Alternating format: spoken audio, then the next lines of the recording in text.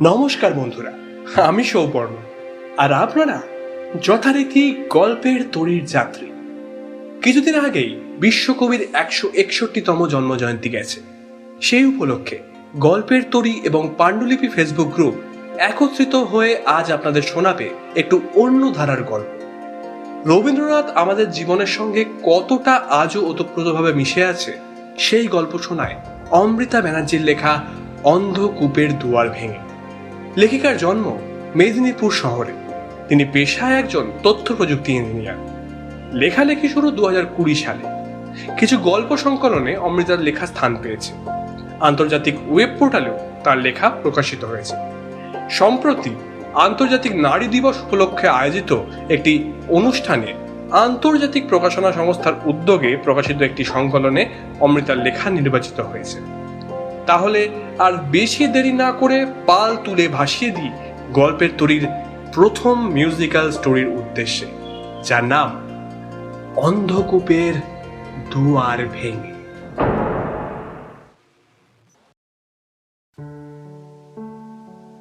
তাহলে রক্তকরবী ফাইনাল।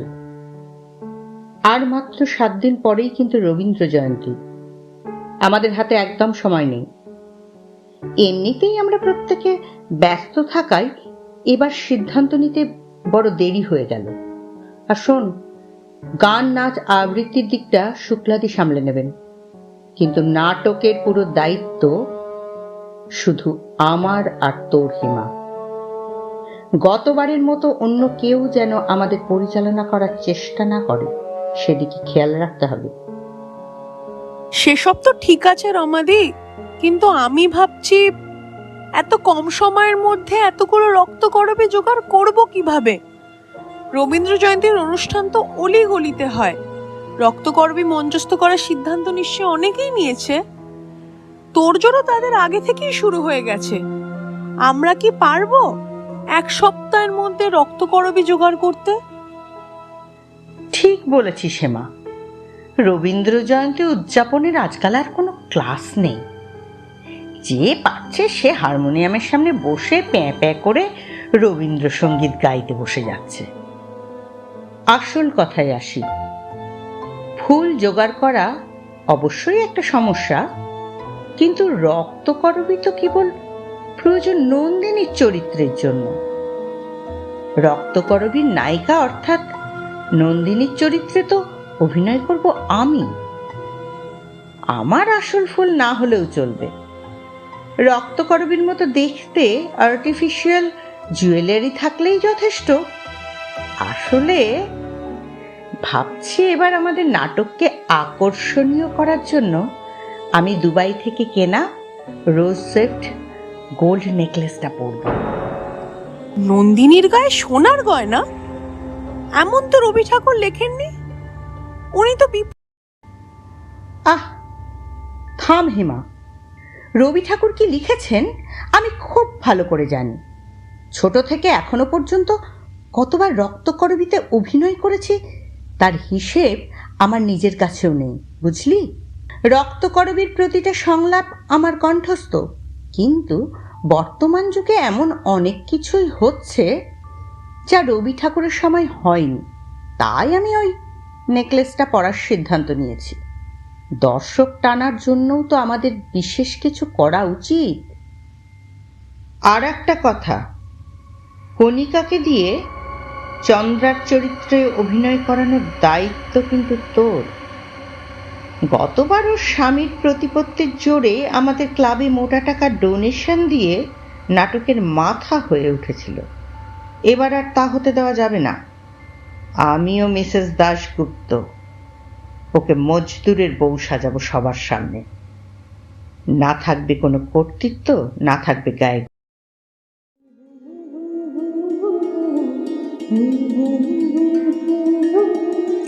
সেজে চমকে বেড়ায় বৃষ্টি এড়ায়, যায় না তারে বাধা।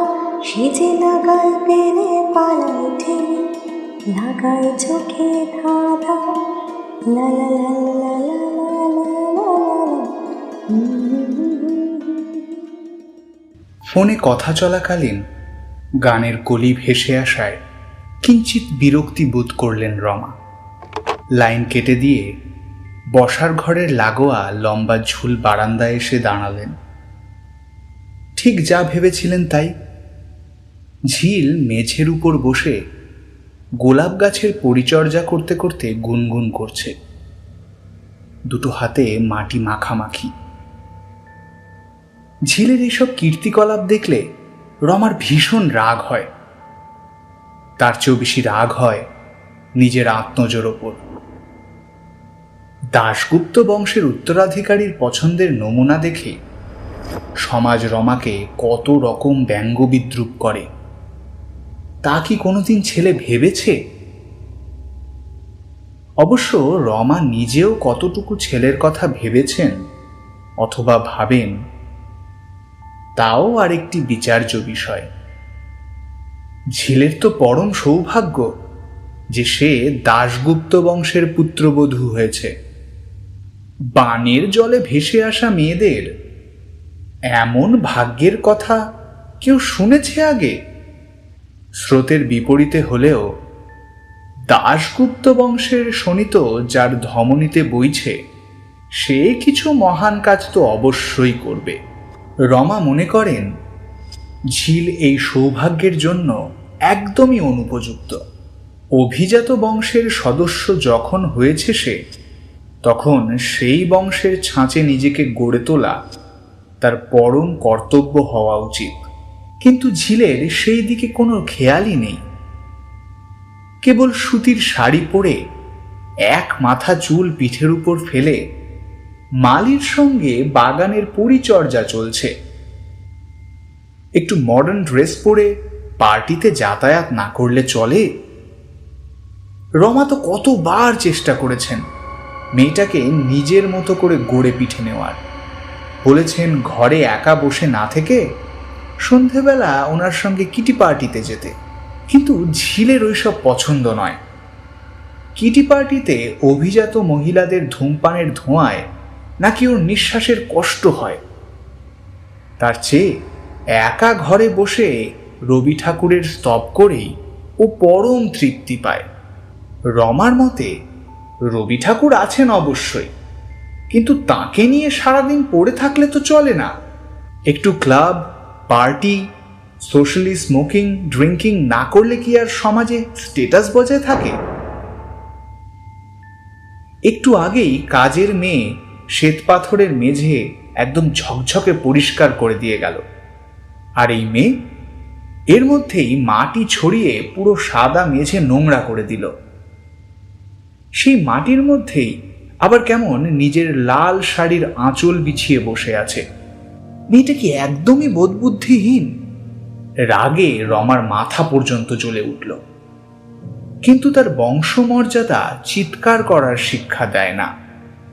রাগের উপর সংযমের রাশ টেনে গাম্ভীর্যপূর্ণ স্বরে রমা বলেন, গাছটা তো বাগানেই ভালো ছিল, আবার বারান্দায় নিয়ে এলে কেন? গাছের দিক থেকে দৃষ্টি না সরিয়ে ঝিল বলে, বারান্দাটা কেমন নিষ্প্রাণ লাগতো মা। দেখুন দেখুন কি সুন্দর টকটকে লাল গোলাপ ফুটেছে। বারান্দাটা কেমন ঝলমল করছে, দেখুন মা। বারান্দায় দাঁড়িয়েও তো বাগান স্পষ্ট দেখা যায় ঝিল। বেকার পরিষ্কার মেঝেটাকে কাদা মাখানোর কোনো প্রয়োজন ছিল না।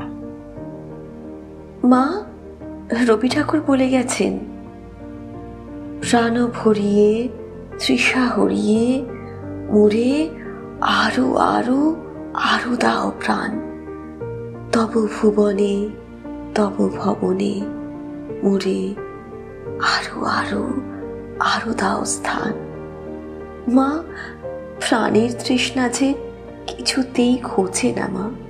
নিষ্প্রাণ জ্বর বস্তু হয়তো হিসেবের খাতাকে স্ফীত করতে পারে, কিন্তু প্রাণের পরশ না পেলে যে প্রাণের আরাম হয় না মা। থাক এখন এসব কথা, তুমি তো আবার রবীন্দ্র অনুরাগী। আমাদের ক্লাবের পক্ষ থেকে রবীন্দ্র জয়ন্তী উদযাপনের জন্য সাংস্কৃতিক অনুষ্ঠানের আয়োজন করা হচ্ছে।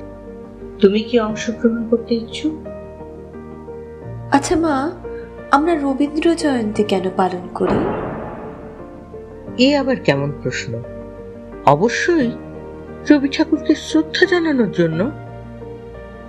নন্দিনী সোনার গহনা পরলে কি রবি ঠাকুর খুশি হবেন মা? অর্থাৎ বিশেষ কিছুই নয় মা। রবি ঠাকুরের নন্দিনী মাটির তলার মরা ধনির বাঁধন ছিন্ন করে মাটির উপরের প্রাণের হিল্লোলে মেতে ওঠার কথা বলেছিল। রবি ঠাকুর যদি দেখেন এই যুগে তার নন্দিনী সেই মরা ধনকেই গলার মালা বানিয়ে ঘুরে বেড়াচ্ছে, তাহলে কি উনি সম্মানিত বোধ করবেন, নাকি ওনার প্রতি যোগ্য সম্মান প্রদর্শন করা হবে? মা, রবি ঠাকুরকে গুরুদেব বলা হয়। তাবৎ বিশ্ব ওনাকে গুরু রূপে স্বীকার করেছে।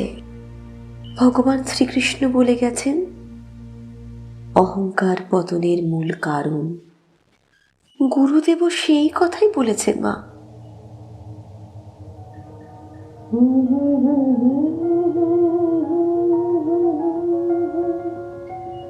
নিজের কবিতে গৌরবদান,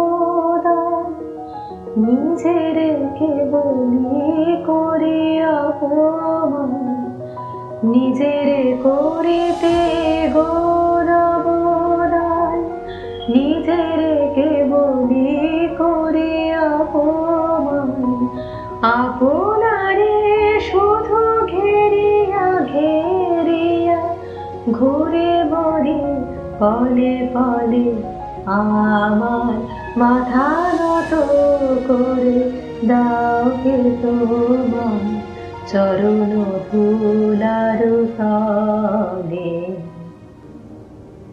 রবি ঠাকুরের উদ্দেশ্যে আয়োজিত অনুষ্ঠানে ওনাকে অবহেলা করে যদি মানুষ নিজের তুচ্ছ প্রতিপত্তির নেশায় মত্ত থাকে মা, তবে তবে আমি সেই অনুষ্ঠানকে ধিক্কার জানাই। সংস্কৃতির আড়ালে প্রহসন চূড়ান্ত নিন্দনীয় কাজ। ক্ষমা করবেন মা, আপনাদের অনুষ্ঠানে অংশগ্রহণ করতে আমি অপারগ। ডিসগাস্টিং! অপরূপ যে কি দেখে তোমার প্রেমে পড়েছিল তা আমি আজও বুঝে উঠতে পারলাম না।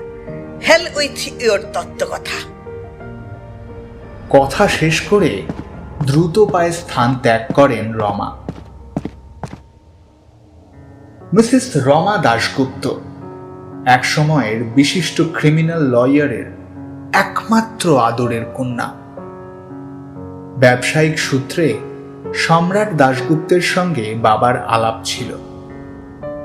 সেই সূত্রে রমার সঙ্গেও সম্রাটের আলাপ। ক্ষণকালের প্রণয় এবং তারপরে 7 জন্মের বন্ধন।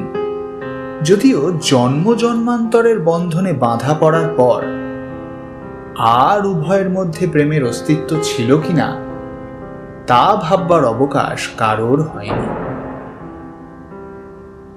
সম্রাট দাশগুপ্ত একজন নামজাদা শিল্পপতি। দেশে বিদেশে ওনার ব্যবসার প্রসার। যদিও ওনার সব কর্মকাণ্ড সম্পর্কে রমা অবহিত নন, তবে আঁচ করেন যে সম্রাট কিছু অনৈতিক কর্মের সঙ্গে যুক্ত। অবশ্য তাতে রমার কিছু যায় আসে না। পিতৃকুল ও শ্বশুরকুলের অফুরান সম্পত্তির মহিমা প্রদর্শন করে সমাজে নিজের মান সম্মান বজায় রাখার দায়িত্ব পালন করেই উনি হাঁফিয়ে ওঠেন। বিয়ের 2 বছর পরে রমার কোল আলো করে আসে প্রথম সন্তান অপরূপ। বংশপ্রদীপ পেয়ে ভীষণ সন্তুষ্ট হন সম্রাটও। তাকে যোগ্যরূপে গড়ে তোলার জন্য মাত্র 5 বছর বয়সে পাঠিয়ে দেওয়া হয় উত্তরবঙ্গের একটি কনভেন্টে। অবশ্য এর পিছনে আরেকটি কারণ নিহিত ছিল। সন্তান প্রতিপালনের দায়ভার বহন করার ফলে সমাজের প্রতি নিজের দায়ভারকে অবহেলা করছিলেন রমা। তাই এই সিদ্ধান্ত। কিন্তু হিতে বিপরীত হল। কনভেন্টে গিয়ে অপরূপ এক রবীন্দ্র পাগল শিক্ষকের পাল্লায় পড়ল। দাশগুপ্ত পরিবারের রীতিনীতি সব হলো বিস্মৃত। সারাদিন আপন মনে আবৃত্তি করে, না হলে রবীন্দ্রসঙ্গীত গুনগুন করে। জন্মদিনের পার্টিতে কেক কাটার পর কাজের লোকের বাচ্চার মুখে আগে কেকের টুকরো তুলে দেয়। সম্রাট ও রমা অল্প দিনের মধ্যেই বুঝলেন এই ছেলেকে দিয়ে ব্যবসা হবে না, কিন্তু উত্তরাধিকারী তো প্রয়োজন। ঈশ্বরের অসীম কৃপায় রমার কোল পুনরায় আলোকিত হল। এলো দ্বিতীয় সন্তান স্বরূপ। স্বরূপকে আর দূরে পাঠানোর সাহস হলো না কারোর। দাশগুপ্ত বংশের ছাঁচে ফেলে তাকে মানুষ করা হলো। অবশ্য স্বরূপ মানুষ হয়েছে তা বলা যায় না। বাবার ইশারায় চলা কলের পুতুল স্বরূপ। সম্রাটের পদাঙ্ক অনুসরণ করে সে এখন ব্যবসা সামলায়। কিন্তু অপরূপ, সময় যত অতিবাহিত হয়েছে বাবার সঙ্গে তার আদর্শগত বিভেদ তত প্রকট হয়েছে। ব্যবসায় যোগদান করা দূরে থাক, সে এমন একটি পেশা চয়ন করেছে যার জন্য সম্রাট নিজের সন্তানকে মনে প্রাণে ঘৃণা করেন। উপরন্তু এক অজ্ঞাত কুলশীল মেয়েকে বিয়ে করেছে সে। বিয়ের দুদিন পরেই বউকে রেখে বাবু কর্তব্য পালনের জন্য চলে গেছেন। ফিরে এসে অবশ্য বউকে নিয়ে যাবেন। নিয়ে গেলেই রমা বাঁচেন। মানধাতার আমলের তত্ত্বকথা অন্তত আর সারাদিন শুনতে হবে না। বেশ কিছুক্ষণ হলো সূর্যাস্ত হয়েছে। পারিপার্শ্বিক প্রকৃতি আঁধারের চাদরে নিজেকে নিমজ্জিত করছে। চারিপাশ নিস্তব্ধ। জানলার পাশে দাঁড়িয়ে আছে ঝিল। সন্ধ্যার সময় আজকাল ওর ভিতরে অদ্ভুত একটা কষ্ট মোচড় দিয়ে ওঠে। বিশাল এই দাশগুপ্ত ভিলায় নিজেকে প্রেতের মতো মনে হয়। চারিদিকে কোথাও এক চিলতে প্রাণের স্পন্দন নেই। শ্বশুরমশাই ও স্বরূপের অফিস থেকে ফিরতে দেরি হয়। শাশুড়িমা আগে তবুও মাঝে মধ্যে বাড়িতে কিটি পার্টি করতেন, কিন্তু আগামীকাল রবীন্দ্র জয়ন্তীর অনুষ্ঠানের মহড়ার জন্য উনি বেশিরভাগ সময় ক্লাবেই অতিবাহিত করছেন। পরিচারক বৃন্দ কেমন অনুভূতিহীন যন্ত্র মানবের মতো ঘুরে বেড়ায়। ভীষণ কষ্টের এই মুহূর্তে টেবিলে রাখা গীতবিতানটা তুলে বুকের সঙ্গে জাপটে ধরেছি। তখনই একটা পাখি দ্রুত বেগে কর্কশ কণ্ঠে ডাকতে ডাকতে বাসার উদ্দেশ্যে উড়ে যায়। দিনের শেষে ঘুমের দেশে ঘুমটা পড়া ওই ছায়া ভুলালো রে ভুলালো মোর প্রাণ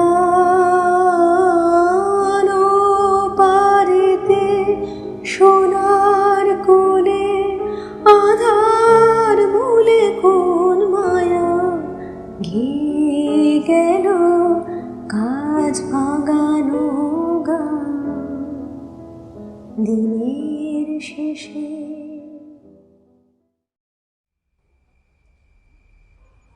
ঘরে যারা যাবার তারা কখন গেছে ঘর পারে পারে যারা যাবার গেছে পারে ঘরেও নহে পারেও নহে যে জন আছে মাঝখানে সন্ধ্যাবেলা। তোমাকে কতবার বলেছি না এই গানটা গাইবে না? বলে ঝিলের ঠোঁটের উপর আঙুল রাখে অপরূপ। আস্তে করে ঠোঁটের উপর থেকে আঙুল সরিয়ে অপরূপের দিকে বিষণ্ণ হাসি হেসে ঝিল বলে, আমার নিজের কথাই তো গুনগুন করছিলাম, দেখো, আমার মতো মানুষ সমাজের নজরে তুচ্ছ হলেও রবি ঠাকুর কিন্তু আমাদের ভোলেননি। সত্যি, আমার তো ঘর নেই, পারও নেই, অনাথ আশ্রমে বড় হয়েছি। সবাই আমাকে ঝিল বলে ডাকে, কিন্তু কে আমার এই ঝিল নামকরণ করেছিল তাও অজানা। অনাথ আশ্রমের টাকা সীমিত। আমাদের মতো যারা বড় হয়ে লেখাপড়া শেষ করেছে তাদের আর বেশি দিন বোধহয় অনাথ আশ্রমে ঠাঁই হবে না। একটা একটা চাকরি ভীষণ প্রয়োজন অপরূপ, কিন্তু কোথায় চাকরি? একদম ভয় নয়। যে রবি ঠাকুরকে আশ্রয় করে বড় হয়েছ তার কথা মনে করো, সব সংশয় দূর হবে। আপন মাঝে শক্তি ধরো, নিজেরে করো জয়, মুক্ত করো ভয়। আপন মাঝে শক্তি ধরো, নিজেরে করো জয়। সংকোচের বিহ্বলতা, নিজেরে অপমান, সংকটের কল্পনাতে হয়েও না ম্রিয়মান। সংকোচের বিহ্বলতা, নিজের অপমান, দুর্বলের রক্ষা করো, দুর্জনের হানো। নিজের দিন ও নিঃসহায় যেন কভু না জানো। দুর্বলের রক্ষা করো, দুর্জনের হানো। নিজের দিন ও নিঃসহায় যেন কভু না জানো। মুক্ত করো ভয়, নিজের পরে করিতে ভর, না রেখো সংশয়। মুক্ত করো ভয়, নিজের পরে করিতে ভর, না রেখো সংশয়। সংকোচের বিহ্বলতা, নিজের অপমান, সংকটের কল্পনাতে হয়েও না ম্রিয়মান। সংকোচের বিহ্বলতা, নিজের অপমান। আর তাছাড়া আমি তো আছি। কে তোমার নাম ঝিল ডেকেছিল তা অজানা হলেও এই ঝিলের দর্পণেই যে আমি আমার হৃদয় স্পষ্ট প্রতিফলিত হতে দেখি। এখন থেকে আমরা পরস্পর সব দায়ভার ভাগ করে নেব। তুমি উচ্চ বংশের সন্তান অপরূপ। তোমার পরিবার কি আমাকে মেনে নেবেন? আমাদের পরস্পরের স্বীকৃতি সর্বাধিক মূল্যবান ঝিল। তাছাড়া আমি মনে করি আমার পরিবার অমানুষ নয়, বিশেষত আমার মা। প্রতিটি নারীর হৃদয়ে মাতৃত্ব বিরাজ করেছিল। কেবল আমার মায়ের সেই সত্তা প্রাচুর্যের মলিন চাদরে আবৃত। আমার বিশ্বাস একদিন সেই মলিনতা দূর হবেই। তবু আমাকে মেনে নেওয়া ওনাদের পক্ষে সহজ হবে না। তুমি একবার ওনাদের সাথে কথা বলতে পারতে। প্রেম যদি সত্যি হয় তাহলে রবি ঠাকুরের ভাষায় ভাগ্যের পায়ে দুর্বল প্রাণে ভিক্ষা না যেন যাচ্ছি, কিছু নাই ভয়, জানি নিশ্চয় তুমি আছো, আমি আছি। প্রকৃতির বুকের উপর এক পবিত্র আলিঙ্গনে বাঁধা পড়ে দুটি হৃদয়। পাশ দিয়ে প্রবহমান তিস্তা তাদের প্রেমের উপর স্বীকৃতির শিলমোহর বসিয়ে দিয়ে যায়।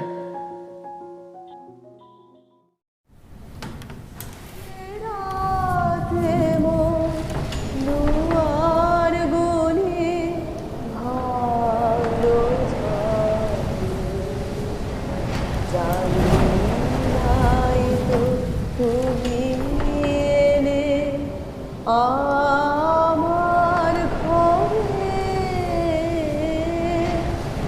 যে রাতে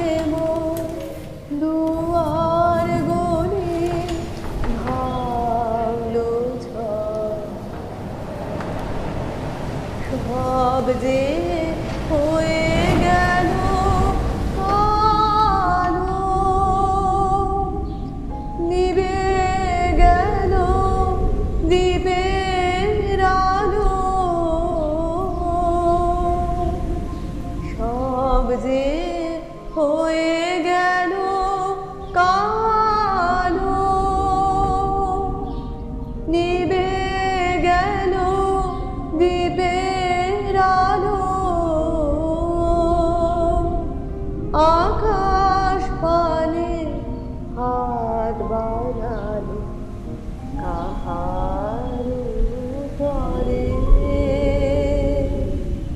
জানি নাই তো তুমি এলে আমার ঘরে,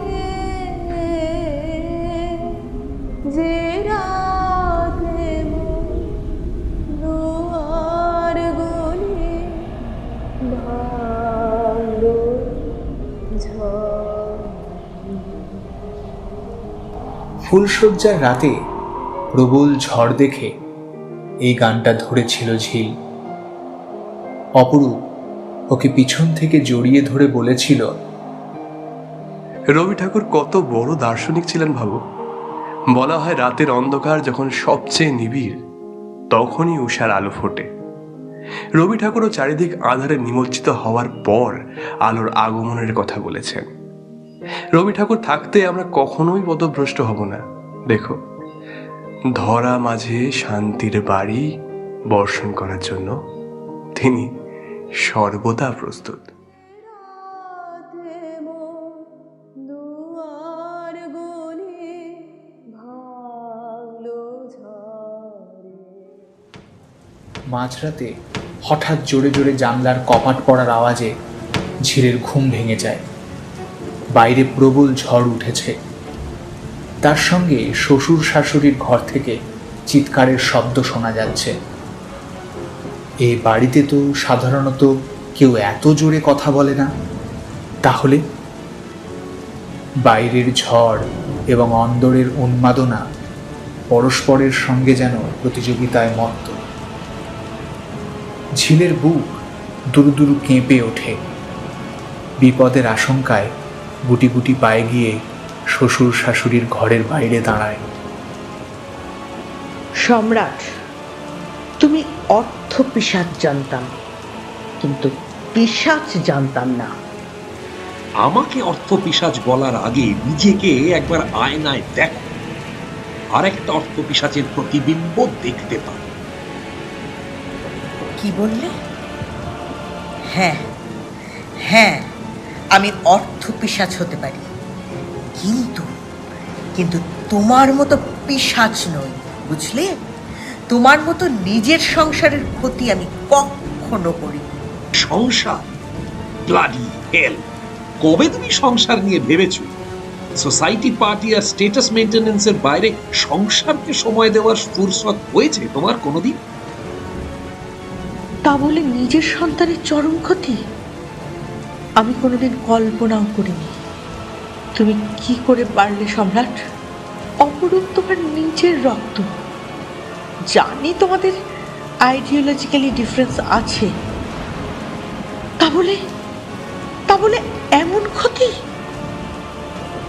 ব্যাপারটি যে এত দূর এগোবে আমি ভাবতে পারিনি রমা। ওরা যে অরূপদের ইউনিটকে টার্গেট করবে তা আমার কাছে কল্পনাতীত। আমি কিছু জানি না, তুমি ওদের আটকাও। আমার অপরূপের কোনো ক্ষতি যেন না হয় সম্রাট।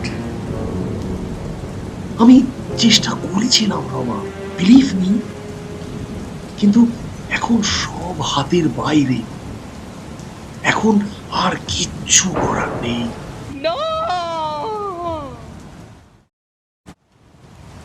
নিজের ঘরে জানলার পাশে বাইরের দিকে এক দৃষ্টিতে তাকিয়ে দাঁড়িয়ে আছে ঝিল।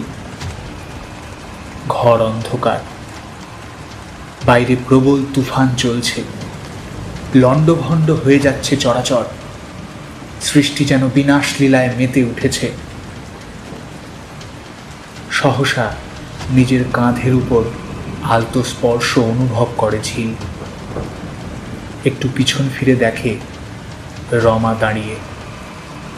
আবার জানলার দিকে চোখ ফিরিয়ে ঝিল বলে,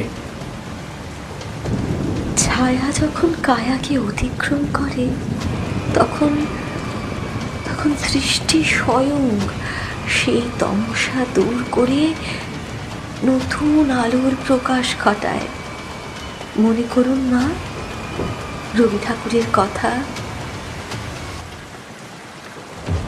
যদি মাতে মহাকাল উদ্দাম জটা জাল, ঝড়ে হয় লুণ্ঠিত, ঢেউ ওঠে উত্তাল।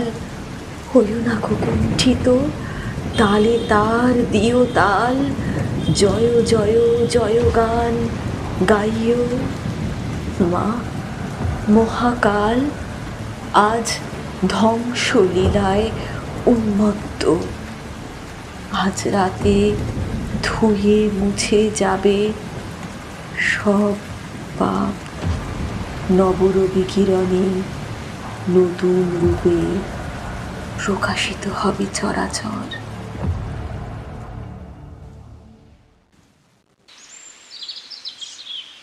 ঘড়িতে সকাল 7টা। সম্রাট রমার ঘরের দেওয়ালে টাঙানো পেল্লাই আকারের টিভি স্ক্রিনে শোনা যাচ্ছে, গত রাতে সেনাবাহিনীর একটি ইউনিটের উপর একটি জঙ্গি গোষ্ঠী অতর্কিতে হামলা চালায়। সেনাবাহিনীর অফিসার অরূপ দাশগুপ্ত সহ আরও 3 জওয়ান জঙ্গিদের নিঃশেষ করে শহীদ হয়েছেন। সরকার এই আক্রমণে ধীর পায়ে ঘর থেকে বেরিয়ে বারান্দায় এসে দাঁড়ায় ঝিল। বাগানের সবুজের উপর রোদের মাখামাখি। প্রকৃতি যেন সদ্য পুণ্য স্নান সম্পন্ন করে পবিত্র বসন ধারণ করেছে। নিজের পিছনে দাঁড়ানো রমার উদ্দেশ্যে ঝিল বলে, মা, আজ 25শে বৈশাখ, গুরুদেবের জন্মদিবস।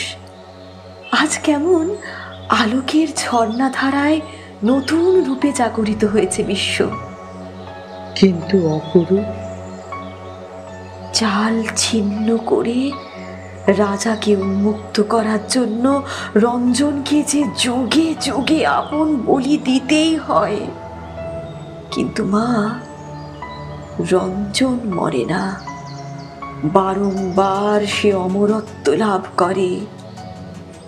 আত্মা অবিনশ্বর।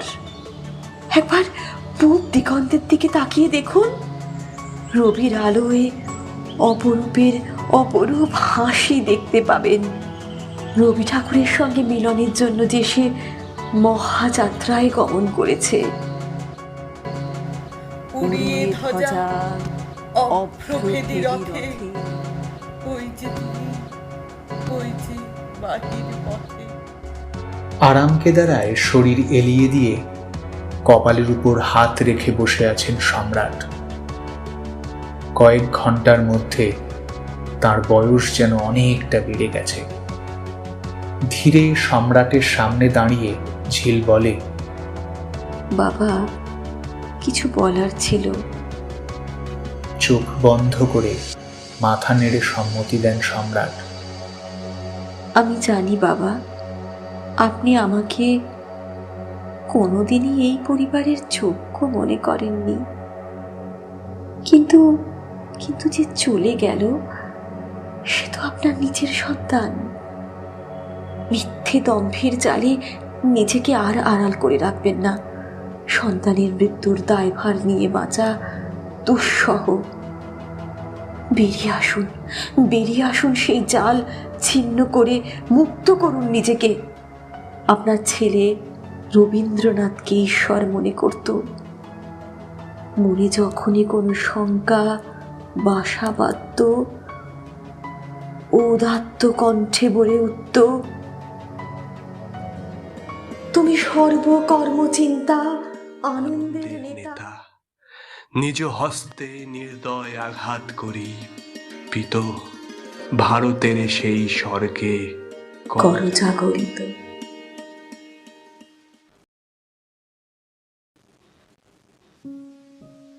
প্রিয় অপরূপ, আজ আরো এক 25শে বৈশাখের প্রভাতে পবিত্র রবি কিরণের স্পর্শে চোখ মেললাম। 2 বছর হলো তুমি নেই। অবশ্য তুমি নেই এ কথা বলি কেমন করে? আমার প্রাণের পরে যে বসন্তের বাতাসটুকু রেখে গেছো, তা যে আমাকে চিরযুবতী করেছে। রবি ঠাকুরের প্রার্থনার দ্বারা উদ্বুদ্ধ হয়ে নাকি নিজের বিবেকের পাপবোধ হইতে অক্ষম হওয়ার দরুন জানি না, বাবা পুলিশের কাছে আত্মসমর্পণ করেছেন, বাবার সঙ্গে সব কাজে যুক্ত থাকার জন্য। সর্বগ্রেপ্তার। জঙ্গি গোষ্ঠীর সঙ্গে যোগাযোগ থাকার জন্য ওনাদের মামলার ওপর দেশের ওপর মহলের কড়া দৃষ্টি। তবে আদালতের রায় সম্পর্কে আমি অনভিজ্ঞ। বাবার সত্য সামনে আসার পর থেকে দাশগুপ্ত পরিবারের মর্যাদার সূর্য অস্ত গেছে। তুমি ঠিকই বলেছিলে, সব মেয়ের মধ্যেই মাতৃসত্তা থাকে। সর্বহারা হবার পর রমা দেবীর মাতৃসত্তা উন্মোচিত হয়েছে। এই অনাথা ঝিল আজ মাতৃস্নেহের ছায়া অনুভব করে তৃপ্ত। মা এবং আমি কয়েকটি অনাথ শিশুদের নিয়ে একটি ছোট্ট আশ্রম খুলেছি জানো। আজকের শুভ দিনে আমাদের এই আশ্রমের উদ্বোধন। তোমাকে কথা দিয়েছিলাম না, কোনো দিন তোমার জন্য আমার চোখে জল আসবে না। সেই চেষ্টাই তো করি সর্বদা। আশ্রমের কাজের ফাঁকে যেটুকু সময় পাই রবি সাধনায় কাটিয়ে দিই। যিনি শতবর্ষ পর তার কবিতা পড়ার কথা বলেছেন, তার সাধনায় আমার এই ছোট্ট জীবন অতিবাহিত হবে না। তুমি ভালো থেকো, নিজেকে যত্নে রেখো। বারংবার রাজা জালে আবদ্ধ হচ্ছেন, তাই রঞ্জনকে যে শীঘ্রই অবতার ধারণ করতে হবে। ইতি তোমার রবিপ্রিয়া ঝিল। রমাদেবীর পিত্রালয়ের বাগানে ছোট ছোট শিশুরা সমবেত হয়েছে। আজ রবীন্দ্র জয়ন্তীর শুভ তিথিতে তারা মাথার উপর ছাদ পাবে। রমাদেবী, ঝিল ও শিশুদের সমবেত কণ্ঠ প্রতিধ্বনিত হচ্ছে দিকে দিকে। স্নেহ প্রেম দয়া ভক্তি কোমল করে প্রাণ, কত শান্তন করে বর্ষণ সন্তাপ হরণে, আনন্দ লোকে মঙ্গলালোকে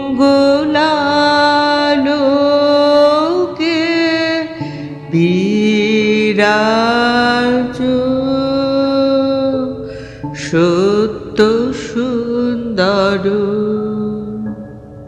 জগতে তব কি মহোৎসব বন্দন করে বিশ্ব, শ্রী সম্পদ ভূমাস্পদ নির্ভয় স্মরণে, আনন্দ লোকে মঙ্গলালোকে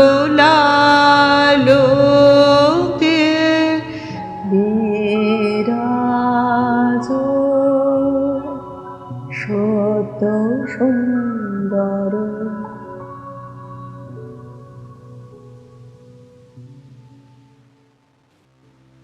শুনছিলেন অমৃতা ব্যানার্জির লেখা অন্ধকূপের দুয়ার ভেঙে। গল্প পাঠে শুভদীপ, অভিনয় ঝিল সোহিনী, রমা অনিন্দিতা, হেমা শ্রেয়া, সম্রাট পৃথ্বীরাজ, সংবাদ পাঠক বিবেকজিৎ এবং অপরূপের চরিত্রে গল্পের সূত্রধর এবং পরিচালনায় আমি সৌবর্ণ। আপনাদের কেমন লাগলো আজকের গল্প অবশ্যই কমেন্ট করে জানান আমাদের, আর সঙ্গে সঙ্গে গল্পটা লাইক আর শেয়ার করতেও ভুলবেন না। এছাড়া যদি আমাদের চ্যানেলে প্রথমবার এসে থাকেন তবে সাবস্ক্রাইব তো নিশ্চয়ই করে দেবেন। আজকের মতো এখানেই বিদায়, বাকি কথা পরে হবে। শুভরাত্রি।